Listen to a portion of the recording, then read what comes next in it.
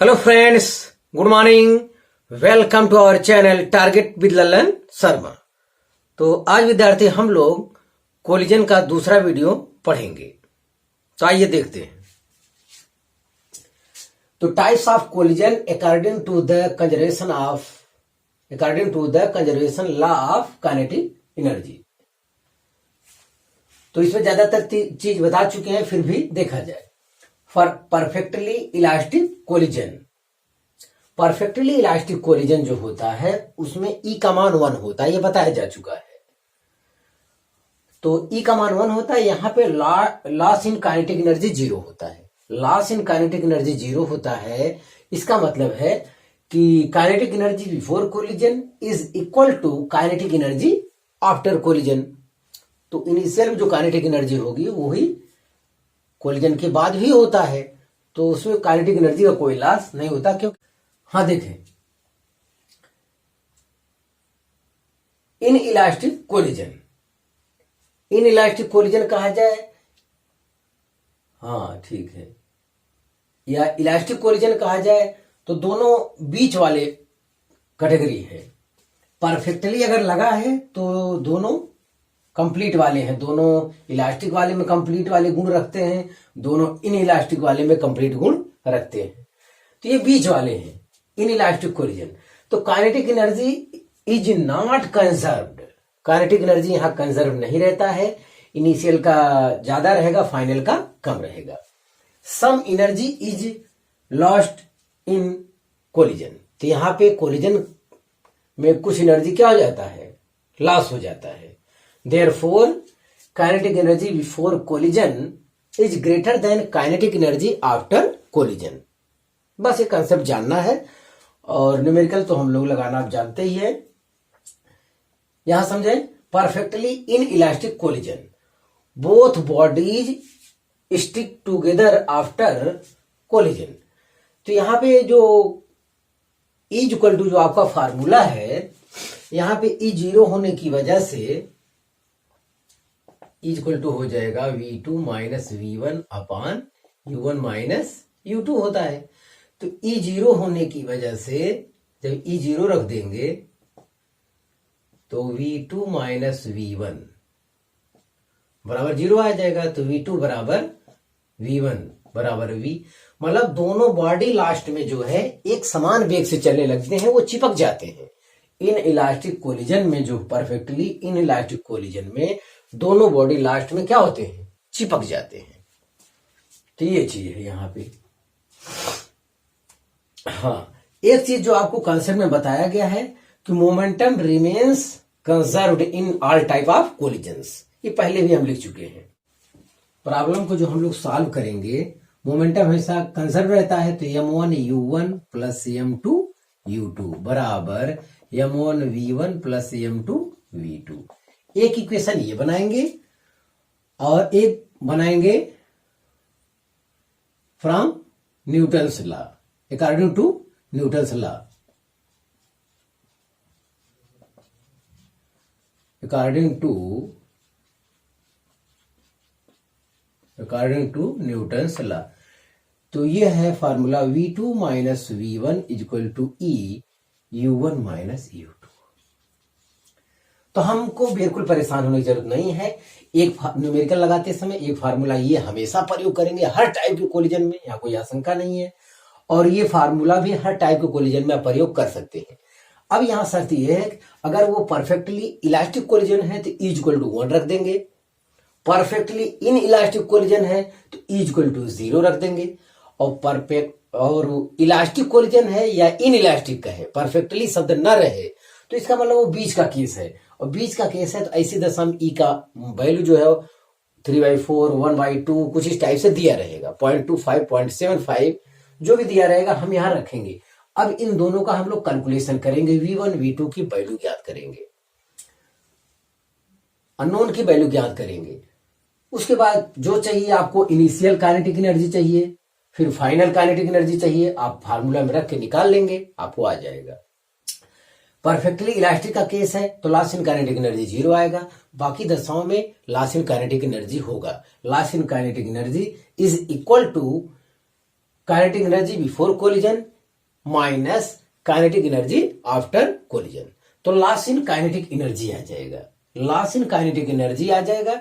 ऐसी दशा में आपको करना चाहिए, अगर वो पूछ ले परसेंटेज में बताइए लॉस इन काइनेटिक एनर्जी, तो ऐसी दशा percentage loss in kinetic energy, अगर कोई ऐसा शर्त लगा देता है तो loss in kinetic energy upon initial kinetic energy upon initial kinetic energy into 100, बस एक फार्मूला ही। अगर कोई परसेंटेज में पूछता है तब की बात है, क्योंकि लॉस किसके रिस्पेक्ट में होता है, इनिशियल के रिस्पेक्ट में। इनिशियल के रिस्पेक्ट में कोई चीज कम होता है या ज्यादा होता है, जो भी कुछ होता है वो इनिशियल के रिस्पेक्ट में होता है, तो लास्ट में हमेशा इनिशियल किया जाता है। हर टाइप के सवाल की बात है, जहां परसेंटेज की बात आती है वहां की बात हो रही है। बस इतना कंसेप्ट इसके संबंध में हमको जानना था। हाँ विद्यार्थी देखिए, ratio of velocities after inelastic collision, तो ये क्वेश्चन कंपटीशन में आया हुआ है। तो यह मास का बॉडी है, उसका इनिशियल वेलोसिटी यू है, एक दूसरा यह मास का बॉडी है वो रेस्ट पे है,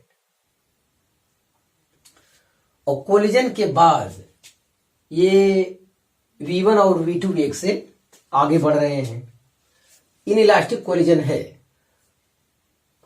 यस, तो इनके वेलोसिटीज में रेशियो पूछ रहा है, ये क्वेश्चन आया हुआ है, ध्यान दें।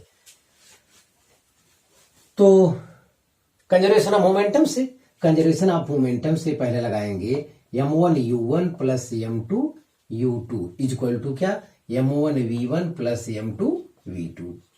ये तो m1 m रखेंगे, u1 u रखेंगे, ये रेस्ट पे है, 0 हो गया, m v1 plus m v2, तो m कैंसिल हो गया, आपका यहां v1 plus v2 equal to u आया, equation 1।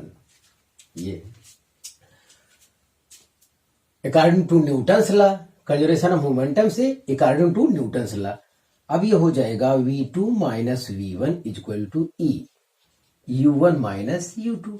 According to Newton law से देखते हैं, एक इक्वेशन यहां बनाते हैं, तो v2, चलिए तो यही रहेगा v2 minus v1 equal to e u1 है u और ये रेस्ट पे है, तो जो हमारा रिलेशन मिल रहा है v2 minus v1 equal to e u, equation 2 हो गया। Adding equation 1 and 2, adding equation 1 and 2, तो इसको ऐड जब हम करेंगे तो v1 क्या हो जाएगा, कैंसिल हो जाएगा, 2v2 इक्वल टू हो जाएगा, ये ऐड करेंगे, u कॉमन हो रहा है तो 1 प्लस e आ रहा है, तो v2 इक्वल टू आ रहा है u बाई 2 1 प्लस e आ रहा है। चलिए v2 का इंतजाम हम लोग कर चुके, अब हमें v1 का इंतजाम करना है, तो चलिए फ्रॉम इक्वेशन 1 का हेल्प लेते हैं, तो v1 इक्वल टू हो जाएगा u माइनस v2, और v2 हम लोग निकाल चुके हैं, यहां रख देते हैं, तो u माइनस v2 के स्थान पे लिखेंगे u by 2 1 plus e।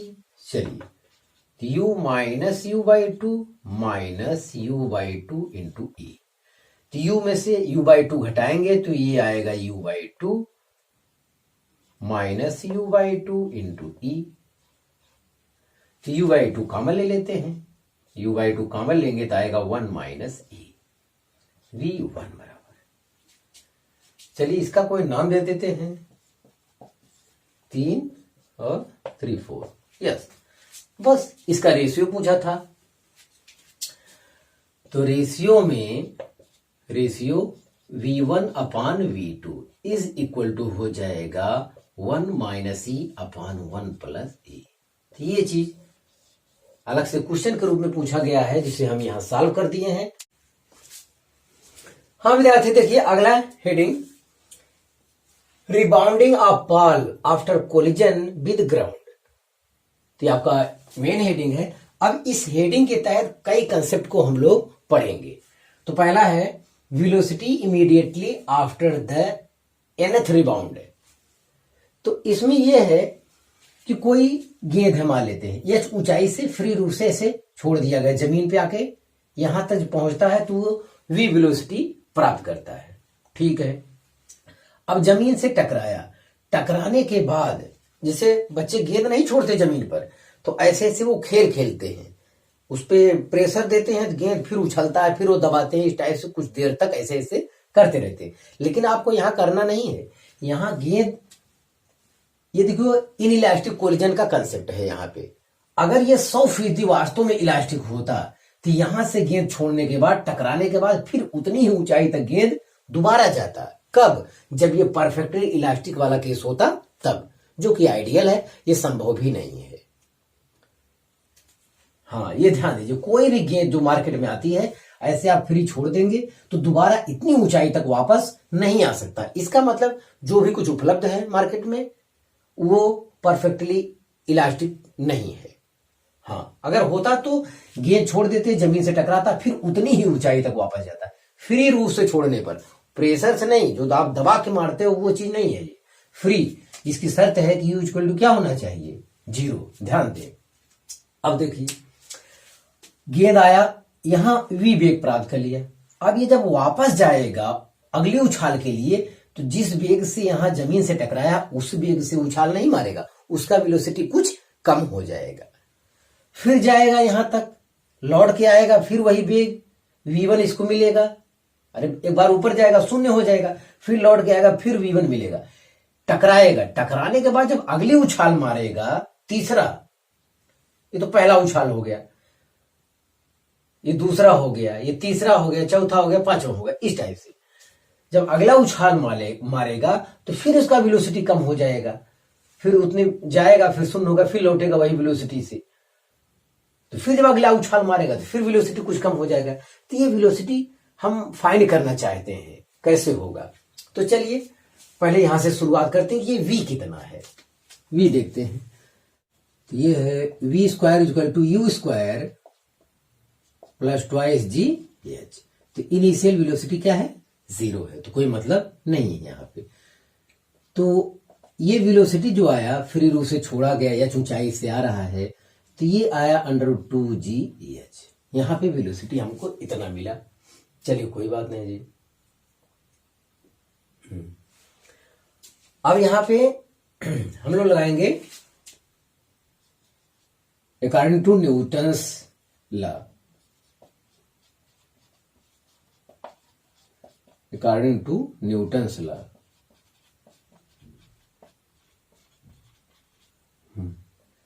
Newton's law में क्या है?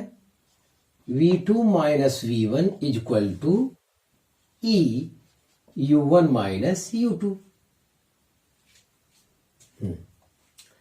तो V2, तो एक आपका ये बाल कोलिजन से पहले वेलोसिटी और कोलिजन के after collision, before collision, after collision. तो ध्यान दें, आफ्टर कोलिजन में जो V2 है, यहां ध्यान दें, V2 एंड U2 = 0, क्योंकि सरफेस एज क्या है? Surface at rest. सरफेस जो है, सरफेस मतलब अर्थ, वो रेस्ट पे है। तो अरे भाई, एक तो हमारा आपका बाल हो गया, बाल जो आ रहा है, गेंद यहां से आया, और दूसरा अर्थ से टकरा रहा है, तो अर्थ मोशन करेगा नहीं। तो इनिशियल वेलोसिटी अर्थ का क्या है? U2, वो भी 0 है, और अर्थ का फाइनल वेलोसिटी भी 0 है। अगर कोई मोशन करेगा तो केवल गेंद ही करेगा, बिफोर और आफ्टर दोनों। तो ये तो हो जाएगा, V2 का स्थान हम प्रयोग करेंगे 0। चलिए इसी ब्रैकेट में लिख देते हैं। तो V2 हो जाएगा 0 - V1, तो V1 रहने देते हैं, बराबर E U1 V हो जाएगा, और U2 क्या हो जाएगा? 0 हो जाएगा।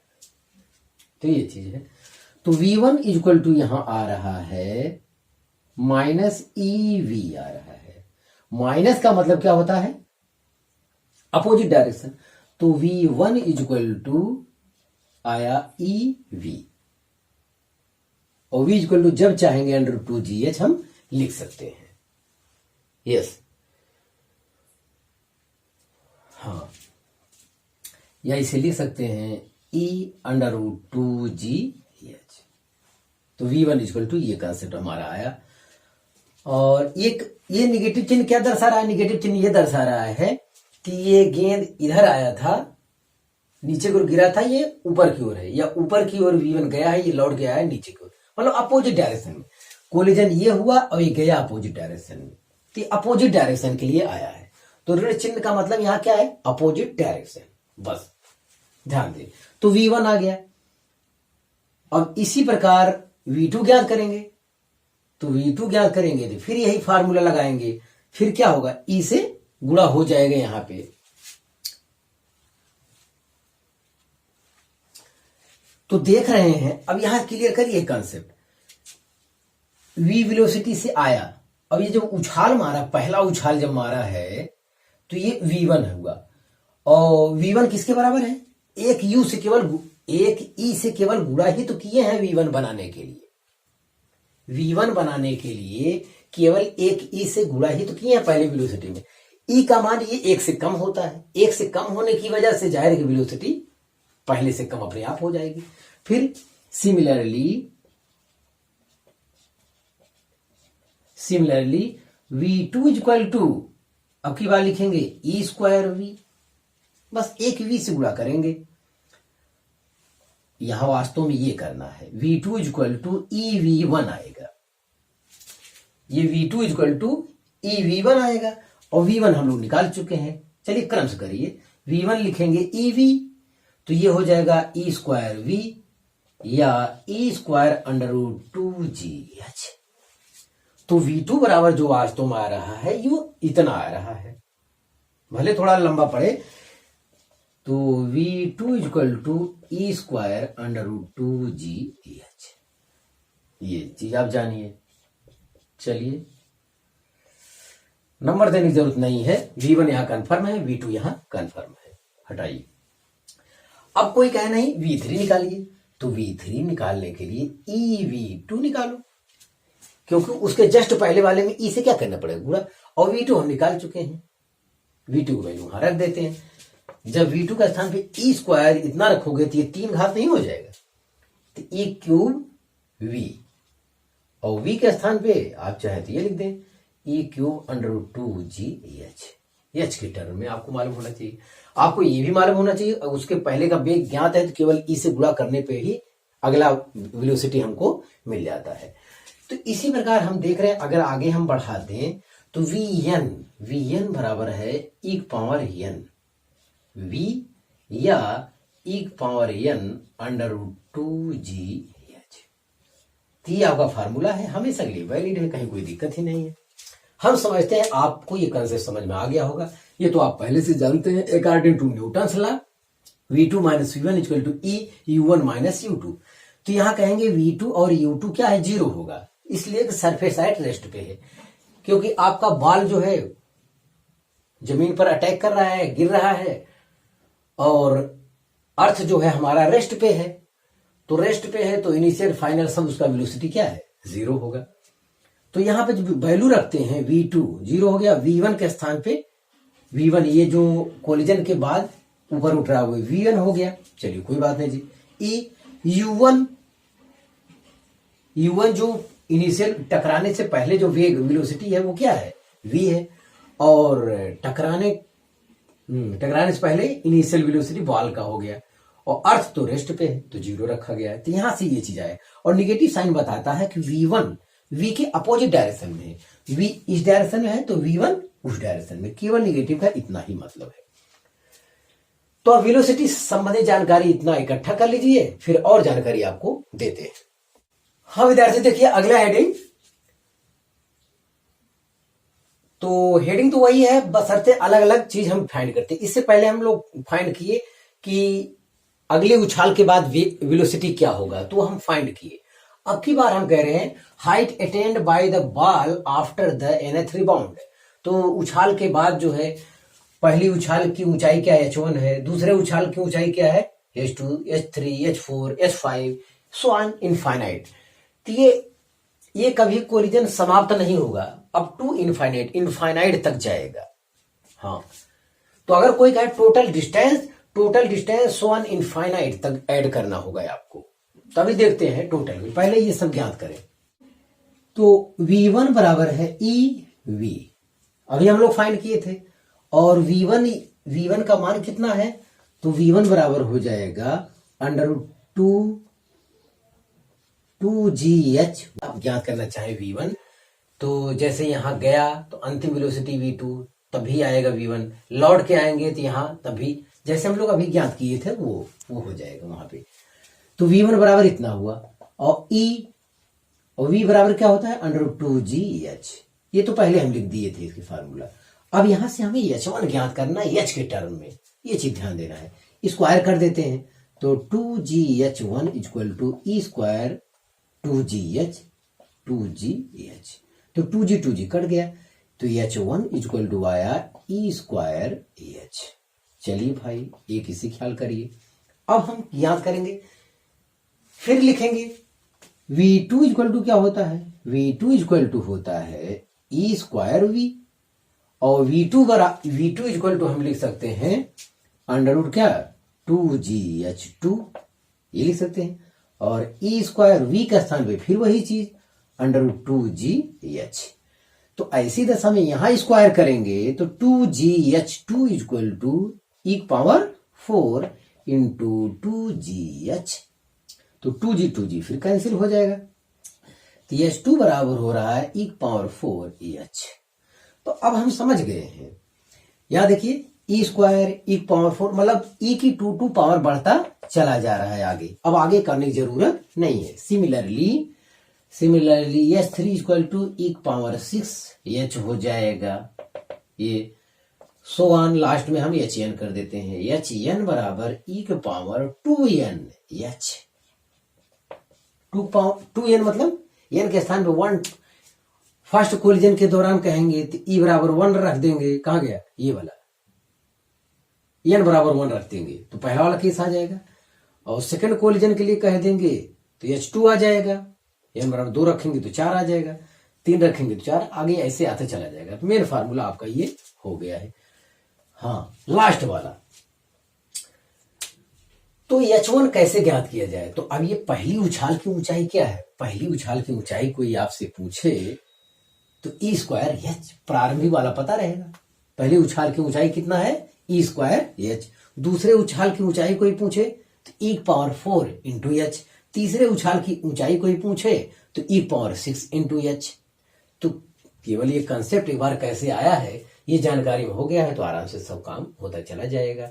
अब एक चीज और, ये बोलता है, ये भी पूछा जा सकता है कि टोटल डिस्टेंस कितना कवर हुआ, टोटल डिस्टेंस रेस्ट में आने से पूर्व तक, तो रेस्ट तो इनफाइनाइट टाइम में आएगा, तो टोटल डिस्टेंस, ये चीज यहां ख्याल करिए, टोटल डिस्टेंस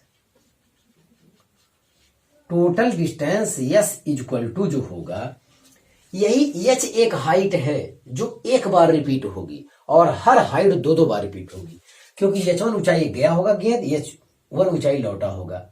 ये इस रास्ते पे नहीं लौटता सब उसी अपने ही पथ पे, कोई गेंद गिरेगा तो ऐसे ही अप डाउन उसी अपने स्थान पे करेगा, अपने ही स्थान पे करेगा।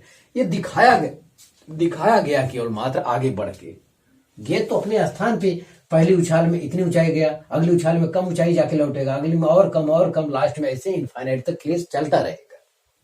यस, तो टोटल डिस्टेंस कितना कवर किया, तो पहली ऊंचाई तो H, बाकी जितनी ऊंचाई है कितना रहेगा, 2 का ऐड रहेगा, 2H1 2H2 2H3 plus 1 infinite. ये ध्यान दे, केवल पहली ऊंचाई H एक बार प्रयोग होगा, बाकी H1 जाएगा, H1 आएगा, 2 बार हर जगह इनफाइनाइट तक केस चलेगा। ये तो H है साहब 2, H1 हम लोग निकाल चुके हैं, H1 है E स्क्वायर H, ये रखिए 2, H2 हम लोग निकाल चुके हैं E⁴ H2, H3 निकाल चुके हैं E⁶ H, plus one infinite, ये चीज यहां पे है। चलिए एच को अभी बाहर रहने दीजिए, 2e² एच यहां कॉमन ले लेते हैं, तो यहां तो एक बचा, यहां e² बचा, यहां e⁴ प्लस वन इनफाइनाइट। यहां देखें e² एच कॉमन एक बचा है, e² एच, यहाँ e² बचा, यहाँ उतना कॉमन 4 बचा, ठीक है, आगे चल रहा है। ठीक, तो इसे मैथ में जीपी कहा जाता है। जो लोग मैथ पढ़ेंगे उनके लिए ये चीज है जीपी में, वो इसका मतलब जानते हैं। h प्लस 2e² एच, ये जीपी में होता है a/1 - r। तो ए एक है, 1 - r, r ये होता है कि इस टर्म में इसे पूर्व वाले पद से भाग दिया जाए, इसमें पूर्व वाले पद से भाग दिया जाए, तो ये जो होता है वो r कहलाता है। तो ये यहां पे मिला हमको। अब यहां टोटल हम अब टोटल एक साथ कर लेते हैं, तो टोटल में अब की बार h कॉमन ले लेंगे, h कॉमन ले लेंगे। चलिए ठीक है, h कॉमन ले लेते हैं, तो यहां बचेगा 1 प्लस 2e²/1 - e²। तो ये वाला केस यहां बच रहा है। यस, तो इतना बच रहा है। अब हमें थोड़ी सी जगह की आवश्यकता होगी, थोड़ी सी जगह की आवश्यकता होगी, तो हम इसे हटा रहे हैं। तो देखें, तो टोटल डिस्टेंस यस के लिए है h, और यहां एलसीएम ले लीजिए 1 - e², तो इसका यहां गुणा करेंगे 1 - e² प्लस 2e²। तो ये चीज हुआ। तो total distance S equal to H, ऊपर बचेगा 1 प्लस e² बटे 1 माइनस e²।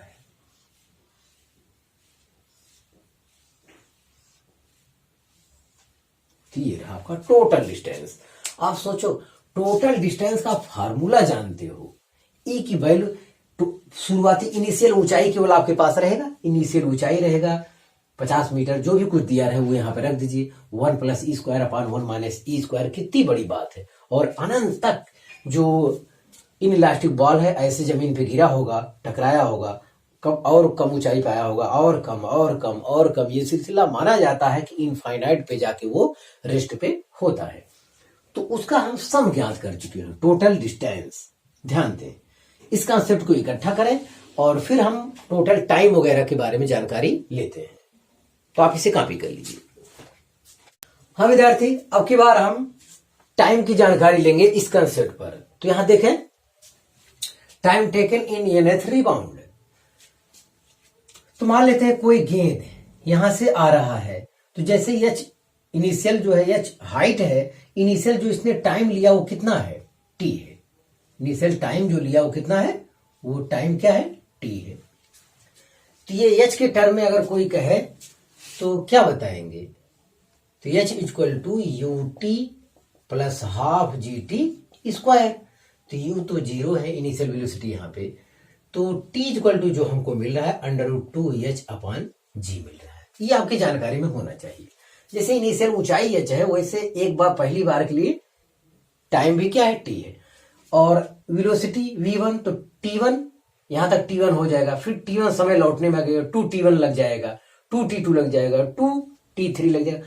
हर टाइम 2 बार रिपीट होगा हाइट की तरह, और ये वाला t अकेला सिंगल रहेगा। तो जैसे टोटल डिस्टेंस हम लोग निकाले हैं वैसे टोटल टाइम भी हम लोग निकालेंगे। तो इससे पहले वाला कंसेप्ट क्या है, h1 इक्वल टू e²h, तो इसका प्रयोग करेंगे टाइम ज्ञात करने में।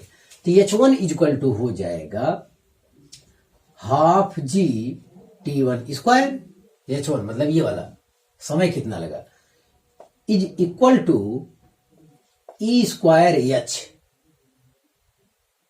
एच है हाफ जी टी स्क्वायर, यही चीज, यही H equal to half G T square यहां पे रखते हैं। तो हाफ जी कैंसिल हो गया, तो t1 स्क्वायर इक्वल टू आ रहा है e² टी स्क्वायर, तो t1 इक्वल टू आ रहा है ई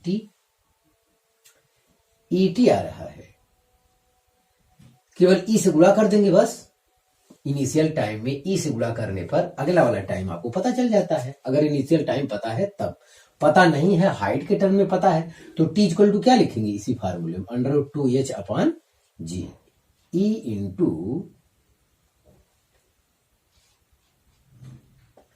√2h अपॉन जी। तो ये T1 पता चलिए। अब चलिए दूसरा स्टेप T2 पता करते हैं। तो H2 इक्वल टू हो जाएगा e⁴h, वो फार्मूला। तो H2 इक्वल टू हो जाएगा half G T2 square equal to e⁴ और h के स्थान पे half G T square initial वाला।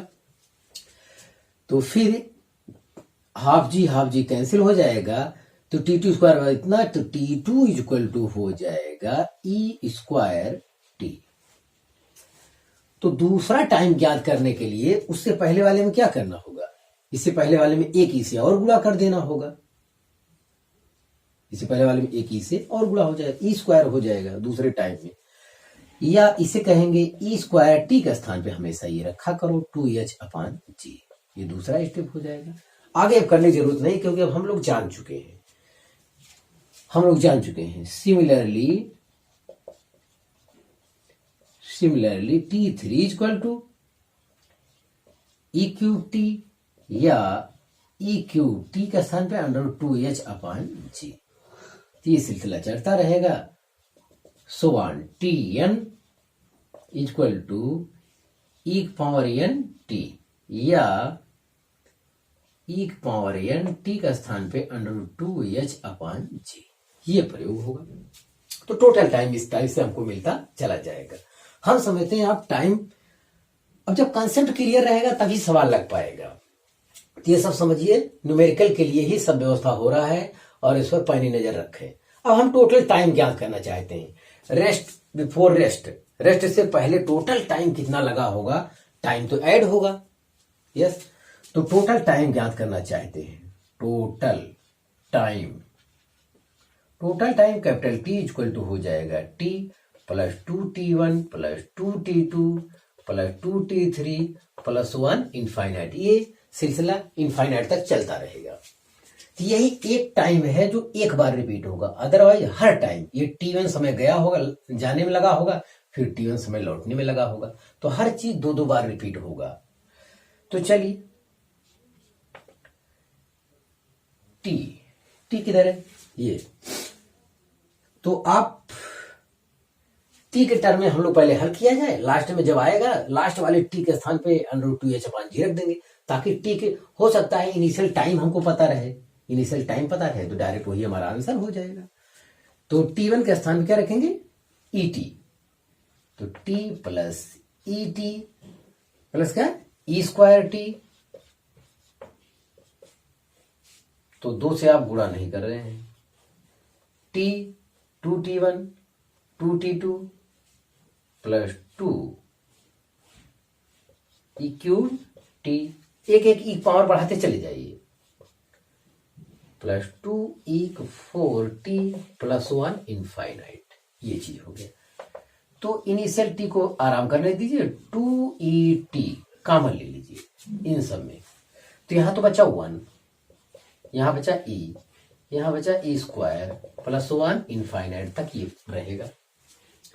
तो अब देखिए t प्लस 2et आपने कॉमन ली, ये फिर जीपी में है, फिर ये ज्योमेट्रिकल प्रोग्रेशन या जीपी इसे शार्ट में कहा जाता है। तो इनफाइनाइट पद तक अगर ये है तो a/1 - r होता है, तो यहाँ पे e होगा। इतना आया। अब कंबाइन कर लेते हैं इनको। अब टोटल t कॉमन लेंगे तो यहाँ हो जाएगा 1 प्लस 2e/1 - e, इतना आएगा। चलिए यहाँ एलसीएम ले लेते हैं। अगर तो 1 - e एलसीएम ले लेंगे तो 1 - e यहां आएगा, 1 - e प्लस 2e, इतना आया। एट लास्ट टोटल टाइम जो हमको मिल रहा है, total time t equal to जो हमको मिल रहा है, तो ये 1 प्लस e ऊपर आ जाएगा। तो हमको मिल रहा है t into 1 plus e upon 1 - e। ये टोटल टाइम है टाइम के टर्म में, जबकि इनिशियल टाइम आपको क्या रहेगा, फाइंड रहेगा। इनिशियल टाइम यहां से यहां तक पहुंचने में t समय लगा, अगर वो ज्ञात है तो ये फार्मूला ठीक है।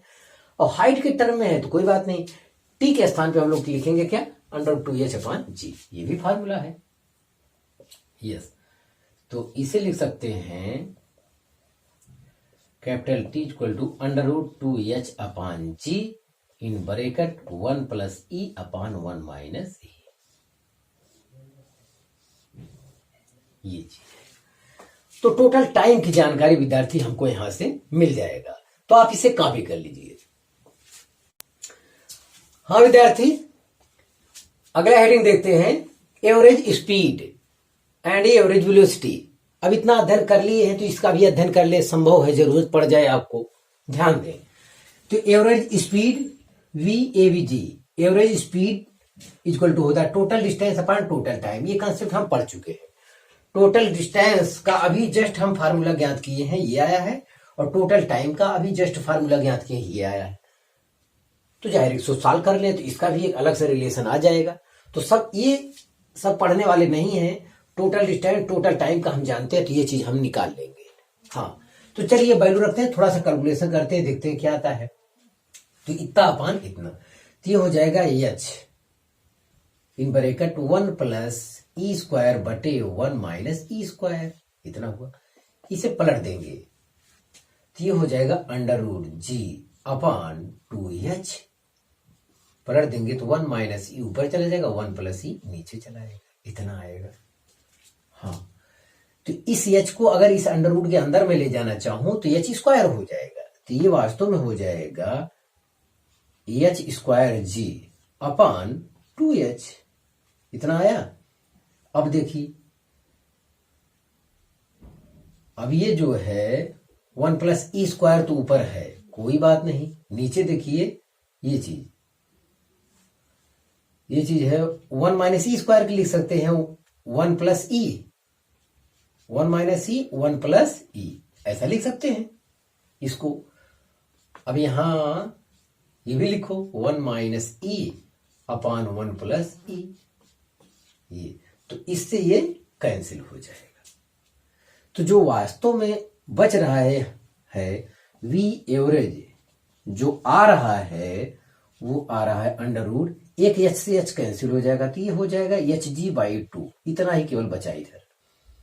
और ये इन ब्रैकेट जो बच रहा है 1 + e² ऊपर बच रहा है, नीचे 1 + e का होल स्क्वायर बच रहा है। तो ये चीज है।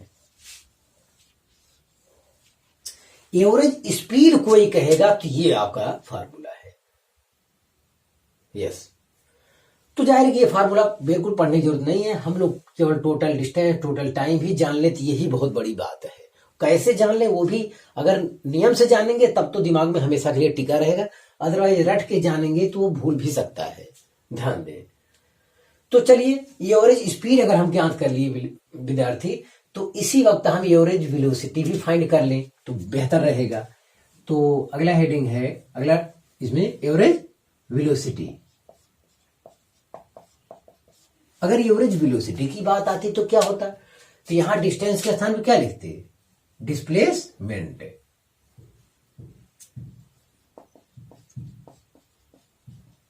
हाँ, डिस्टेंस के स्थान पे डिस्प्लेसमेंट की बात होती, तो डिस्टेंस के स्थान पे डिस्प्लेसमेंट की बात होती, तो यहां क्या होता, यहां केवल डिस्प्लेसमेंट कितना है, इनिशियल और फाइनल डिस्टेंस तो आपका केवल इतना ही है।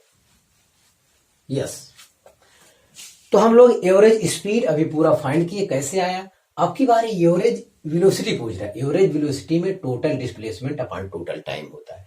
तो टोटल डिस्प्लेसमेंट, तो h हाइट से शुरू हुआ है बॉल गिरना और लास्ट वाला 0 हो गया है, तो डिस्प्लेसमेंट इनिशियल और फाइनल के बीच का शॉर्टेस्ट डिस्टेंस होता है, वो हमारा h है। तो h अपॉन इतना आपकी बार होगा, तो जाहिर है आंसर बदल जाएगा, दोनों में अंतर होगा।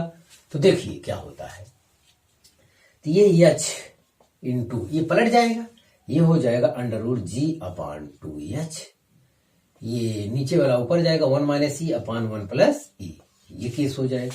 इस h को अंडर के अंदर ले जाना चाहे तो हम h² लिख सकते हैं अपॉन 2h, तो 1 - e/1 + e, इस टाइप से चेहरा मिला हमको।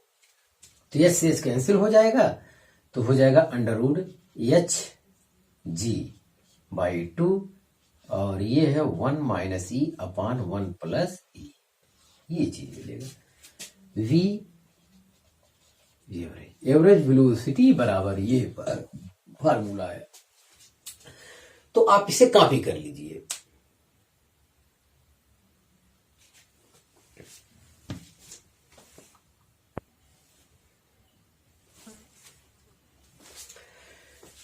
तो हाँ विद्यार्थी, वीडियो बहुत लंबा हो जाएगा, इससे आगे जाना संभव नहीं है, तो एक और वीडियो कोलिजन का हमें लाना होगा आने वाले कल में। तो आज बस इतना ही विद्यार्थी, आप मेहनत से पढ़ाई करते रहें। All the very best.